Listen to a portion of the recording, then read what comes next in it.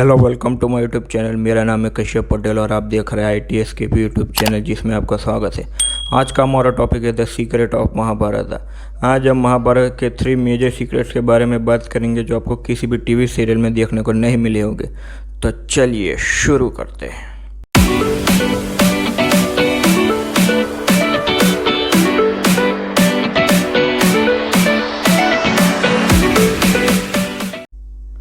सबसे पहला secret war है अर्जुन और राजा भगदत्त के बीच का युद्ध, जो कुरुक्षेत्र युद्ध के 12वें दिन लड़ा गया था, जो अब तक किसी भी टीवी सीरियल वालों ने किसी भी तरह से दिखाया नहीं है, ना ही उसका किसी प्रकार उल्लेख किया है।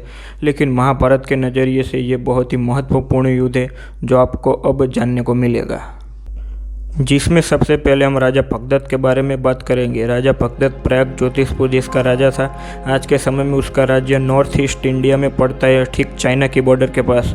उस समय भी बहुत से राजा थे जो उसके आसपास थे, जो चाइनीज़ थे, और उसने अपनी सेना में बहुत से चाइनीज़ सैनिकों को भी भर्ती कर रखा था। और जब कुरुक्षेत्र युद्ध का उसको आमंत्रण मिलता है तो वो अपनी एक अक्षौहिणी सेना लेकर, जिसमें बहुत से चाइनीज़ सैनिक थे, उसे लेकर युद्ध करने के लिए आ जाता है।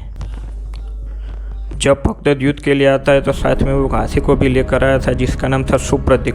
वो हाथी बहुत ही शक्तिशाली और बुद्धिमान था और उसने अपने अकेले दम पर बहुत से सैनिकों को मार गिराया था। भगदत्त उस हाथी के ऊपर बैठकर युद्ध करने के लिए आता है, जिसके कारण कोई भी योद्धा उसे हरा नहीं पा रहे थे। भीम, अभिमन्यु, सात्यकी और सेनापति धृष्टद्युम्न जैसे बहुत से योद्धाओं को भगदत्त और उसके हाथी ने हरा दिया था। सिर्फ अर्जुन और घटोत्कच ऐसे योद्धा थे जो भगदत्त को टक्कर देने के लिए सक्षम थे। लेकिन उस समय श्री कृष्ण के कहने पर अर्जुन ही भगदत्त का सामना करने के लिए आगे आता और दूसरी तरफ भगदत्त को भी अपने पिता की मृत्यु का बदला अर्जुन और श्री कृष्ण से लेना था, इसीलिए वो भी उनके साथ युद्ध करने के लिए आता है। दोनों आमने सामने आ जाते हैं और उस दोनों में बहुत ही भयंकर युद्ध शुरू हो जाता है। काफ़ी देर के युद्ध के बाद भगदत्त का हाथी आगे आता है और वो अपनी सूंड, अपने पैर और अपने दांतों से श्री कृष्ण और अर्जुन के रथ को नुकसान पहुंचाने की कोशिश करता है, उनके रथ को कुचलने की कोशिश करता है। लेकिन इसमें वो सफल नहीं होता, क्योंकि अर्जुन का जो रथ था वो बहुत ही दिव्य था, बहुत सुरक्षा कवचों से बंधा हुआ था। और ये बात जब भगदत्त को पता चलती है तो तब उसे लगता है कि अब उन लोगों को मारने के लिए किसी दिव्यास्त्र की आवश्यकता होगी, जिसके कारण वो एक बड़े दिव्यास्त्र का आह्वान करता है, जिसका नाम था वैष्णवास्त्र। यह अस्त्र उसके पिता द्वारा उसको मिला था, जो भगवान विष्णु का दूसरे नंबर का सबसे शक्तिशाली हथियार था। और वो अर्जुन का नाम लेकर इसे आकाश की ओर फेंकता है और बाद में वो तेज़ी से अर्जुन की ओर आता है। और तभी बीच में श्री कृष्ण आ जाते हैं और जैसे ही वो अस्त्र श्री कृष्ण को शरीर को टच करता है तो वो अस्त्र तुरंत ही वैजयंती मालाओं में कन्वर्ट हो जाता है और बाद में वो मालाएं श्री कृष्ण के गले में सुशोभित हो जाती है। और अर्जुन और भगदत्त दोनों ये देखकर बहुत आश्चर्यचकित हो जाते हैं। अगर श्री कृष्ण बीच में नहीं आते तो अर्जुन की मृत्यु निश्चित थी, और अर्जुन की मृत्यु हो जाती तो उसी दिन कौरव सेना विजेता बन जाती। लेकिन श्री कृष्ण ने सारे पासे ही पलट दिए।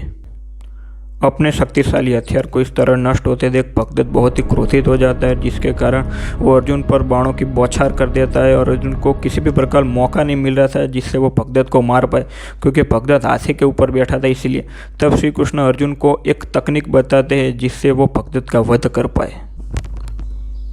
भगदत्त के सिर पर बहुत से बाल थे और वो सभी बालों को पीछे की तरफ एक कपड़े के टुकड़े के माध्यम से वो बांध कर रखता था। श्री कृष्ण के इशारे पर वो तीर के माध्यम से अर्जुन उस कपड़े के टुकड़े को तोड़ देता है, जिसके कारण उसके सारे बाल बिखर जाते हैं और उसके बाल के कारण उसका पूरा मुंह था वो बाल से ढक जाता है और भगदत्त को कुछ देर के लिए दिखाई देना बंद हो जाता है। तब श्री कृष्ण के दूसरे इशारे पर अर्जुन 2 तीरों से भगदत्त के हाथी के पैर पर वार करता है और तीरों की चोट की वजह से हाथी नीचे की ओर बैठ जाता है। और अब भगदत्त को मारने के लिए अर्जुन को सही निशाना मिल जाता है और एक आखिरी तीर की मदद से वो भगदत्त के छाती को भेद देता है, जिसके कारण भगदत्त की वही मृत्यु हो जाती है। एक और तीर के उपयोग से भगदत्त के हाथी को भी मार देता है और इसी तरह दोनों वही के वही मर जाते हैं। और इसी तरह अर्जुन और भगदत्त के युद्ध का अंत होता है, जो आपको किसी भी टीवी सीरियल में देखने को नहीं मिला अब तक। राजा भगदत्त की मौत के बाद भी बहुत से चाइनीज सैनिक थे उसके जो बच गए थे। उन सभी का मुकाबला बाद में अर्जुन से होता है। शुरू में वो लोग अर्जुन को कड़ी टक्कर देते हैं, लेकिन बाद में अर्जुन उन सभी पर हावी हो जाता है और उनके नसीब में आखिरकार मरना ही लिखा था। और सूर्यास्त होते होते अर्जुन उन सभी सैनिकों को मार देता है। और इसी तरह 12वें दिन के युद्ध के अंत के साथ ही हमारे पहले सीक्रेट वॉर का अंत होता है। मैं अपने दूसरे और तीसरे सीक्रेट वर्क के बारे में अपने नेक्स्ट वीडियो में बताऊंगा, क्योंकि वो स्टोरी भी बहुत लंबी है और उसके ऊपर अलग से वीडियो बनाने की आवश्यकता होगी।